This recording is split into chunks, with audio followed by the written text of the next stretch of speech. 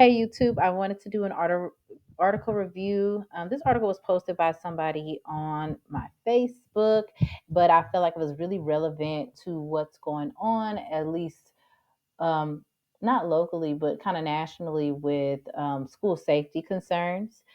So this is by the conversation. The title is Warning Signs Can Be Detected Sooner Through Universal Screenings for Student Mental Health. And it was written here by Nathaniel Vonder Ems, who, if you don't know, is one of the co-creators of the Sabres teacher rating scale, which this was just a quick Google search, but it's right here, and it's zoomed in, so that's why it's really blurry. But basically, you'll have the teacher's information up top. You'll have the categories separated by social behavior and academic behavior. And what the teacher is supposed to do is one by one, they'll go down their roster, write down each student's name on one paper, and they need to answer questions about their social and their academic behavior. So they might be asked, does the student argue often, or does the student have disruptive behavior? Does the student prepared for instruction? So again, he was the co-creator of that, but he also wrote this article, and so we're going to get into it. I'm going to read the whole thing actually, because it's pretty short. Whenever a massacre takes place at a U.S. school, like the one at Robb Elementary School in Uvalde, Texas, discussions often follow about whether school officials may have missed any red flags. As a researcher who specializes in supporting student mental health, I believe these discussions are overlooking important issues. To prevent school violence, the discussion must shift. Rather than what schools miss, the emphasis should be placed on how schools can be more proactive about identifying students with mental health needs before they display signs of distress. This is true. Ideally, schools should be the one setting in which all youths have consistent access to caring adults. A typical elementary school teacher will spend more than 1,000 hours with students per year and thus are in an ideal position to recognize behavioral and emotional changes in students. And I wanted to highlight this point here rather than what schools miss. The emphasis should be placed on how schools can be more proactive about identifying students with mental health needs.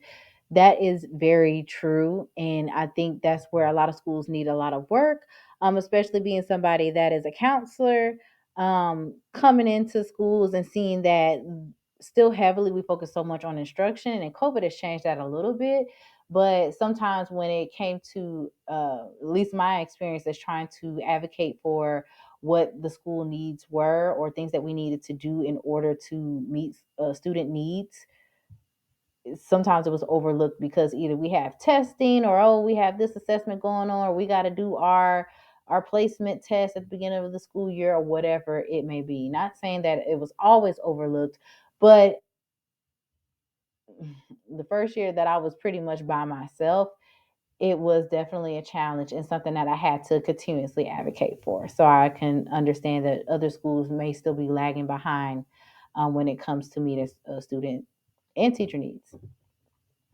However, teachers rarely receive training in mental and behavioral health, which makes them more likely to focus on student behaviors that disrupt instruction, such as aggression and talking out of turn. It is a little surprise that it is little su- it is of little surprise that sending kids to the office, known in the field as an office discipline referral, continues to be a primary mechanism for identifying students in need of emotional, behavioral, and mental health supports. Okay, so that is true. A lot of teachers rarely receive really any of the training that they really need. A lot of the times, the teachers that I worked with, they would get like writing workshop. They would get like, oh, how to make engaging science, and then all of the time they would leave and they would say, oh, that wasn't really helpful for me, or this, that, and the third. Not saying that's your school, that's my experience. But what we did at my school is because we had such a high need, we were a tier 3 school, inner city school, Title 1, whatever. We made sure that we knew that every Wednesday we were going to have PD for about 75 minutes.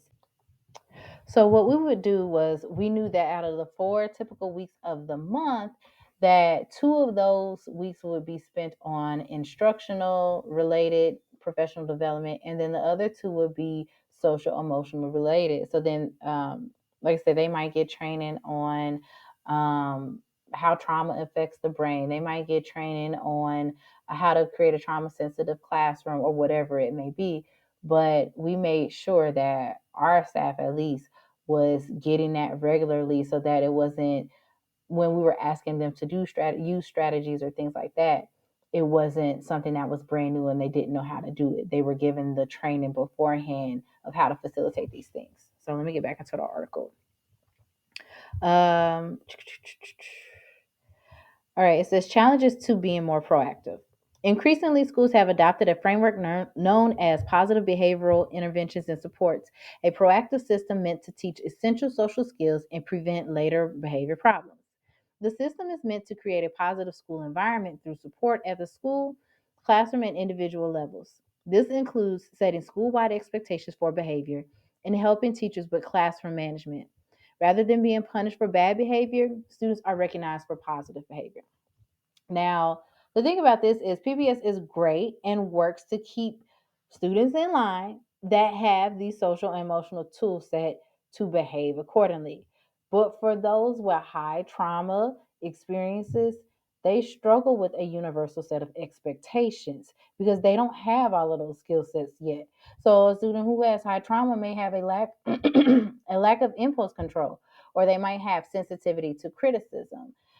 There could be several other ways that it plays out, but PBIS typically doesn't work for the students, and typically it agitates those students because they can't follow the general expectations, and then they might get left out of whatever incentive that everybody else or some of their peers are receiving. So that further, sometimes it um, unmotivates students to do what's necessary because they feel like they can never achieve the general set of expectations.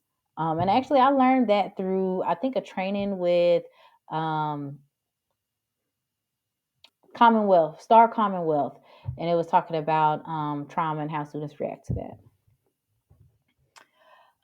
It goes on to say, however, even in schools that use positive behavioral interventions and supports, the reactive approach of using data about how often kids are sent to the office is still used. Okay, this is where I start to have issues. Okay. It says a problematic approach. Why are discipline referrals a problem? Consider a typical referral process. Research has consistently shown that Hispanic and African American male students are sent to the office at a disproportionate rate. This is true, facts. Even experienced it at my school. Behaviors that are disruptive to instruction, such as talking out of turn, are more likely to lead to referrals, while students with more quiet and internal concerns, such as anxiety or stress, are often overlooked. Discipline referrals are unreliable and rarely provide information on how schools can help students. As an education consultant, when I am helping schools to get started with assessing data, social emotional data, I like to start with discipline referrals because discipline referrals are the most consistent and easy data that schools already have available. But that's not why I had the issue, and I'll talk about it a little bit further down. So let me keep reading. Many school safety plans have focused on physical security measures such as metal detectors and armed school resource officers. However, a comprehensive and effective safety plan includes physical and psychological safety. Agreed. Since 2012, this is Nathan talking, have been researching universal screening tools as a way to proactively identify students in need of emotional or mental health support. A universal screening tool is a brief assessment that usually takes less than 2 minutes to complete and measures early indicators of social, behavioral, and emotional needs. For instance, an assessment might ask teachers how frequently a student engages in arguing and impulsive behavior um, or is sad. Okay, we're going to stop right there. So, for these same teachers that you said up above here that are consistently sending African American and Hispanic students to the office, you're saying that's not reliable. However, you asking a teacher about students that frequently engage in arguments and impulsive behavior, that you think that that's going to be more reliable. It's the same teachers, right? So you have to be able to know that there's going to be some implicit bias, um, no matter the question that you ask. But I'm gonna let you live, and I'm gonna come down just a little bit more. Okay, so it says students are asked the same or similar questions about themselves. A teacher may complete a screening tool on each student in the classroom in less than 30 minutes for the whole class. These tools are not diagnostic, but rather show general areas where a student may benefit from help, such as emotional coping skills and anger management. I'm going to keep going. Research from my colleagues and me over the past decade has consistently found that screening tools accurately detect students in need of additional supports in schools. Evidence shows that they work across a wide age range and help determine what kind of intervention is needed. Screening tools are very helpful tools, but it shouldn't be the only thing that you're using. And I'm going to quote a book because I'm not a researcher. However, I study like I'm one. So I'm going to quote somebody that is. Um, but in this book, The Data Driven School Collaborating to Improve Student Outcomes, the authors talk about you want to use a variety of things to use. And so they did mention an assessment or a screener as one of the tools. They also mentioned the office discipline referrals.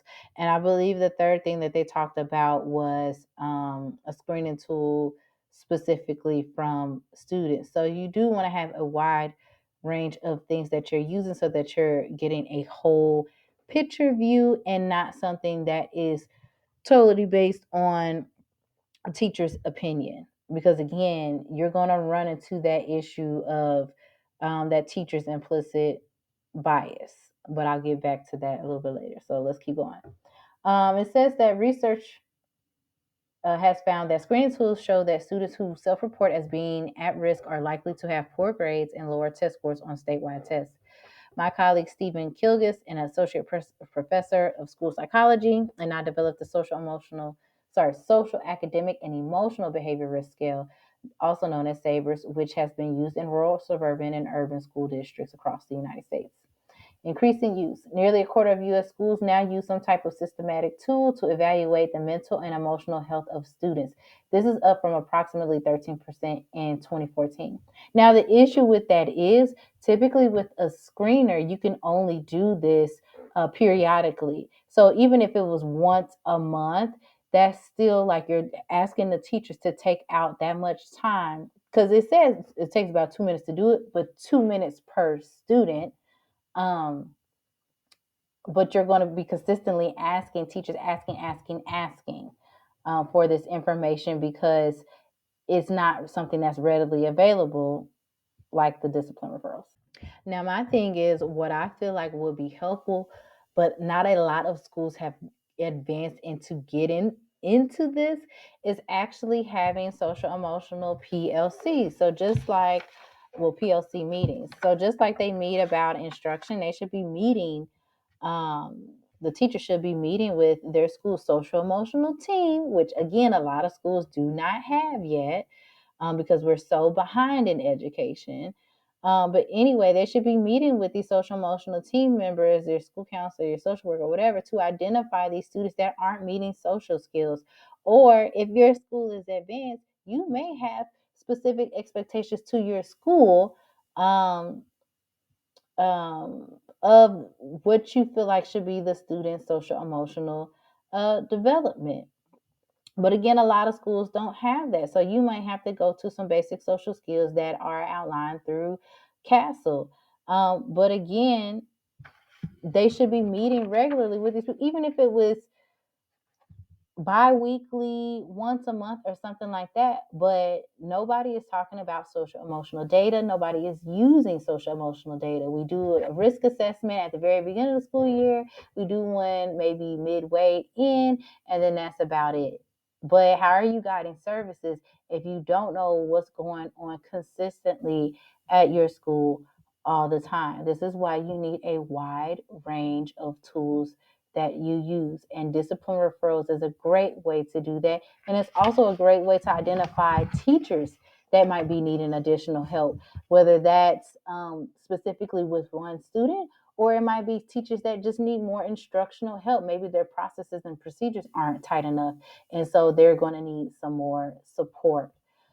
So again, having a social emotional team is great to have because they can be on the pulse of what's happening and then kind of raise that flag to an administrator like, hey, we've seen 14 referrals out of this teacher's room this week alone.